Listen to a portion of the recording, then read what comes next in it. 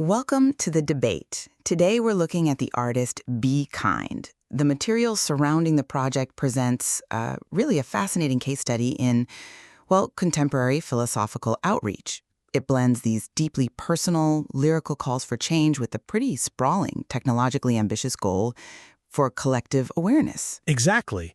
And there's a clear tension that emerges when you look at the music, the manifestos, their whole digital presence. It's a tension of priority, really. Right. Does the Be Kind project argue that real social change has to fundamentally prioritize that internal, localized transformation? The micro-ethical act of self-kindness first? Or does it prioritize the external, the collective awakening, driven by its role as this philosophical signal transmitted through vast digital networks? That's the core question. Okay, so I'll be arguing that Be Kind's mission is fundamentally rooted in that individual, localized transformation, positioning the internal choice as the necessary mechanism, the starting point from which all subsequent action flows. That's an interesting point, though I would frame it differently. I'm going to argue that Be Kind's primary function, its main job, is actually to serve as a large-scale, technologically mediated philosophical signal. It's designed to awaken a collective consciousness first. Now, the internal change you highlight is certainly the desired, maybe even essential outcome, but I see it as secondary to the imperative of establishing that widespread, unified collective signal. Okay, well, my position really rests on the primacy of the ethical instruction we find right in the lyrics, particularly in Anyway. I mean, the core mechanism for change Be Kind advocates is intensely internal and it's immediate. The whole philosophy seems built on the profound difficulty of self-forgiveness. It tells us, pretty directly, to start inside ourselves with just a little gentler side, and crucially, to focus on the grace you give yourself when you're wrong. I mean, that's not an instruction for some big revolution. It's an instruction for inner repair. The source material frames the necessary impact as intensely localized, personal. It deliberately rejects, I think, the typical ambition of global movements. We're told it's not the crowd, it's face by face, right? And the goal, the immediate goal, is pretty humble, just to soften one tonight, acknowledging that you can't fix every broken line. So the widespread digital genres, house, electro, pop, grunge, they are, the way I see it, merely the necessary modern vessels. They're the packaging, designed to deliver this singular micro-ethical message. Start with the hardest act of kindness, which is giving it to yourself. The large digital presence, it feels entirely secondary to that fundamental individual choice that has to be made privately. See, I come at it from a slightly different angle. While I absolutely acknowledge the profound importance of that lyrical mandate, it's powerful stuff. The project's own self-definition seems to necessitate a collective framework right from the start. Be Kind defines itself not just as, a collection of kind individuals, but as a movement for awareness. And crucially, it calls itself as a philosophical signal transmitted through social platforms. That identity, that ambition, it transcends simple one-to-one kindness, doesn't it? If Be Kind was truly focused on localized internal ethics first, why invest so heavily in becoming this wide-scale signal? Why use sound as a mirror of collective consciousness? The mission statement is pretty clear about blending technology and art specifically to explore the tension between humanity and the digital world. Now that tension, the core subject matter, is inherently external. It's collective. It requires a massive audience for the project to even function as a mirror. And the need for bilingual expression, English and French, plus the fusion of genres covering such vast cultural territory, well, that just underscores the demand for global reach. This broad reach isn't incidental. It's necessary to achieve the stated goal, to awaken empathy and curiosity in a time of automation and overload. Automation, overload, these are systemic, collective problems, and they arguably require a collective philosophical treatment delivered via that wide-reaching signal. Okay, let's dig into that tension then between the, let's call it, lyrical humility and the technological scope. You're prioritizing the language in the artist's bio about reaching collective consciousness, sure, but it feels like you might be downplaying the purposeful, almost active rejection of ego in the song itself, particularly when it suggests the world might never know your name. Mm-hmm. The lyrics use language that actively minimizes large-scale political or global change, even saying maybe that's too far too.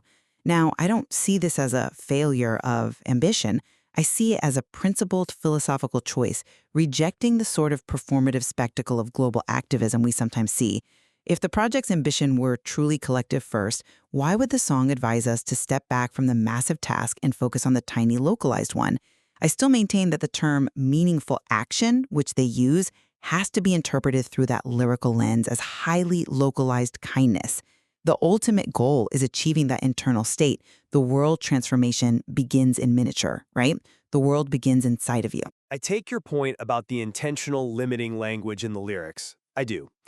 But that humility, I think it has to be contextualized against the sheer scale, the monumental scope of the technological infrastructure they're using. A philosophical signal transmitted through social platforms like Instagram, X, YouTube, Reddit. I mean, by definition, that is a strategy of massive external digital diffusion. You don't build that kind of reach by accident. The project isn't just, whispering a kind word. It's deliberately positioning itself to address the systemic problems of our time. Automation creating detachment, digital overload dulling empathy. These aren't really problems solved one-on-one in quiet reflection alone, are they? They are cultural forces. And to combat cultural forces, you arguably need a coordinated collective signal to even initiate the change. The scope articulated in the bio demands this external approach because the mechanism of distribution, the transmission architecture itself seems core to BeKind's identity. It's the vessel for that collective awakening that I argue must precede the personal act for it to have broader meaning in this context. But isn't even that widespread technological reach just functional scaffolding? It's just the delivery system for the message.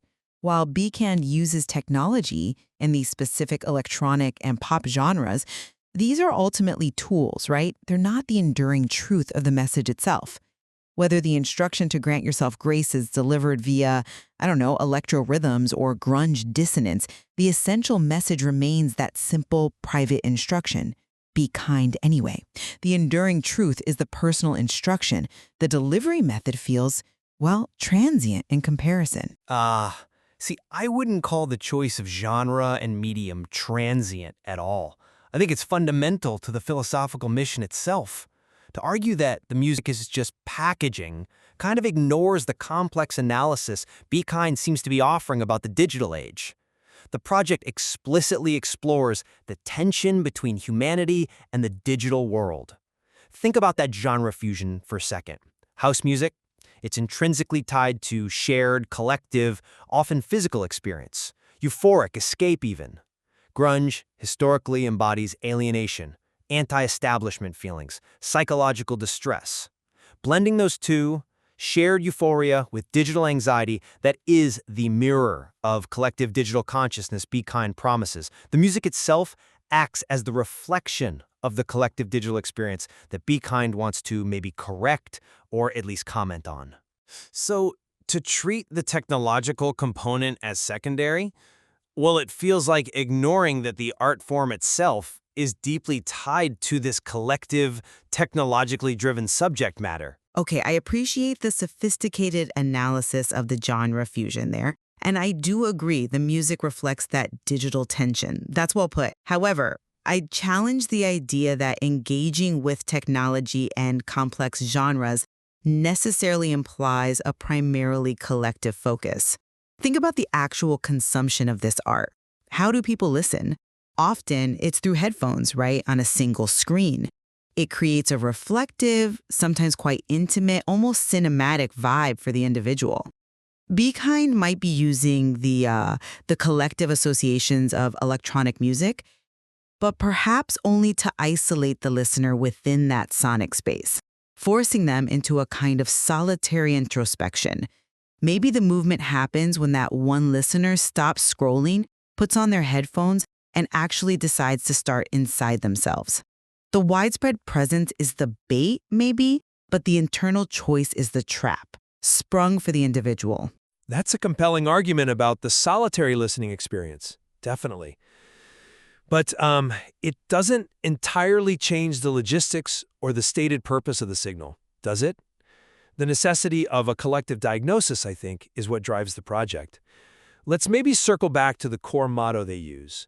We are all glitches of light, learning to shine with intention. Now that motto clearly highlights a collective identity. We are all, we share a common imperfection, this glitch, and we are learning to act with philosophical direction, with intention. This speaks pretty directly, I think, to a unified philosophical movement, one that requires widespread awareness before personal introspection can be fully effective, or at least fully contextualized. If we're all struggling with automation and overload, then the collective recognition of our shared glitch needs to be signaled collectively first, perhaps to unify the individual efforts. The philosophical signal creates the common ground for action. I see why you zero in on the collective structure of the motto, we are all.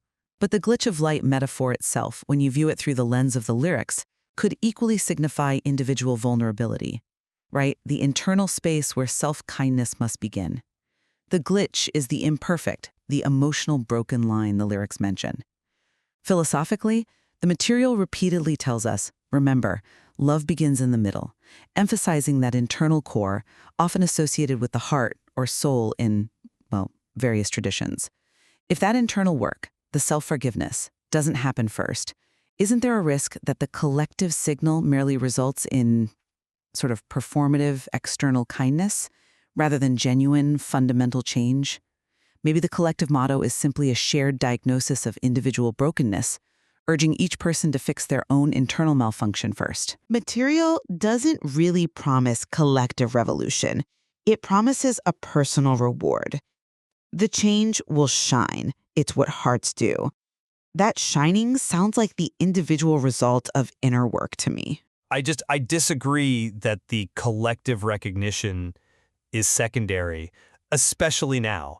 In an era defined by mass digital alienation, the individual often feels completely isolated in their struggle. The Be Kind signal, I think, functions as a critical intervention precisely because it validates the shared experience of being a glitch, maybe caused or exacerbated by these systemic pressures. By affirming we are all, the project provides the philosophical context necessary for the individual to recognize their personal struggle as part of a larger global human condition. And perhaps that recognition enables them to step away from isolated anxiety and actually begin the internal repair you champion. The signal is the catalyst. The internal race is the reaction it enables. Okay, so to summarize my perspective, the truest expression of Be Kind's philosophy, for me, is found in those specific, actionable, and profoundly private instructions right there in the lyrics. Start with internal grace, give yourself kindness when you're wrong, focus on face-by-face interaction. The widespread presence, the platforms, the genres, yes, it's a powerful megaphone, absolutely. But its purpose, ultimately, is simply to amplify this crucial, individual, micro-ethical act. Without that initial internal transformation, the signal risks being misunderstood, maybe as just another call for external performance in an already overloaded digital world. The world, as they say, begins inside of you. I'll summarize by maintaining that the Be Kind project is fundamentally a philosophical movement, one that utilizes its expansive technological architecture deliberately to transmit a sophisticated signal. And that signal is intended to awaken a collective awareness first, to inspire meaningful action, specifically in a time of systemic automation and overload. The personal kindness, the internal grace, it's not the starting point in my view, but rather the desired, essential ethical outcome that results when millions of individuals respond to the unifying theory provided by that powerful collective signal. I think the brilliance of the material, perhaps, is precisely that it refuses to neatly declare a winner in this tension we've been discussing. Be Kind successfully establishes this powerful ongoing dialogue between individual introspection and the clear necessity of collective awareness in our time. Indeed. And we are ultimately left to consider where Be Kind's primary power truly lies. Is it in the intimate wisdom of its lyrical mandate to cultivate internal grace? Or is it in the expansive scope in the unifying theory delivered by its philosophical signal across the global digital landscape? It seems both scales are absolutely essential to the mission as presented.